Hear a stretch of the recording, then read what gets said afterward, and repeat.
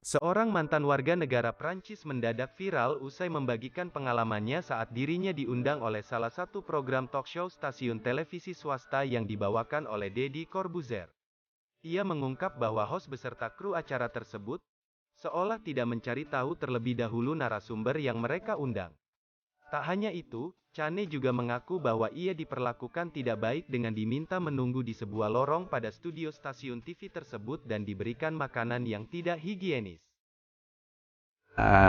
Maaf ya Bang Deddy, tapi saya rasa itu bisa terasa bahwa Anda hampir tidak kenal siapa yang akan Anda terima. Dan narasumber disuruh tunggu di lorong misalnya. Jadi sama sekali nggak ada persiapan, dengan cateringan yang jorok minta ampun. Ups. Siapa sebenarnya Chane Kalaweit ini? Simak video ini sampai selesai. 1. Pencinta alam dan hewan sejak muda. Chane juga sempat diundang ke acara talk show bersama Andy F. Noya. Di sana, Chane mengungkapkan siapa dirinya sebenarnya. Ia mengaku bahwa dirinya adalah seorang pencinta alam dan hewan sejak masih kecil. Kehidupannya sebagai warga negara Prancis membuatnya begitu penasaran dengan kehidupan alam liar di luar negara tercintanya tersebut. Ia pun mulai menggeluti tentang konservasi alam sejak masih kecil. Ketertarikannya dengan salah satu hewan dilindungi, owa membuat hatinya terketuk untuk melindungi habitat asli si owa tersebut. 2. Pindah ke Kalimantan umur 18 tahun. Kecintaannya terhadap alam dan hewan tidak hanya sekadar ilmu pengetahuan yang ia dalami, namun juga praktik lingkungan yang ia lakukan. Mengetahui bahwa hewan owa tersebut memiliki habitat di hutan Kalimantan, Indonesia, membuatnya nekat pergi ke Indonesia hanya untuk melihat satwa kesayangannya tersebut pada tahun 1998 silam.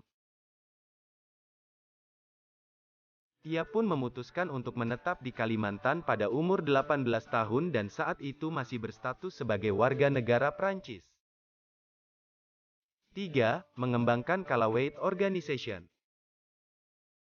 Sesampainya di hutan Kalimantan, Chane pun melihat bahwa hutan Kalimantan yang masih asri dan banyak hewan-hewan yang mulai langka. Keprihatinannya terhadap habitat satwa yang semakin menipis akibat perluasan lahan kelapa sawit tersebut membuat hatinya tergerak mendirikan Kalaweit Organization. Sebuah perusahaan NGO yang bergerak dalam melindungi habitat dan melestarikan cagar alam demi keberlangsungan hidup para satwa liar.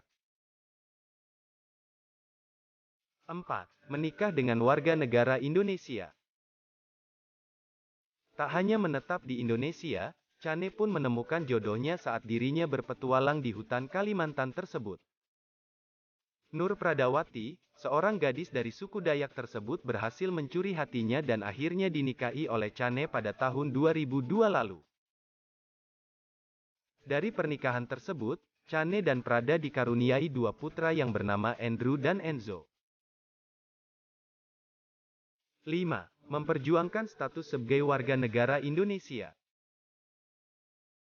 Bukan hal yang mudah bagi Chane untuk mendapatkan haknya menjadi warga negara Indonesia. Ia berjuang begitu keras selama 20 tahun sejak kedatangannya pertama ke Indonesia. Hingga akhirnya pada tahun 2018 ia berhasil menyandang status sebagai WNI. Hal tersebut membuatnya semakin giat dalam memperluas daerah konservasi yang dilakukan oleh Kalaweit Organization, demi memfasilitasi para satwa dilindungi dan melestarikan alam sekitarnya. Itulah beberapa profil dari Chane Kalaweit.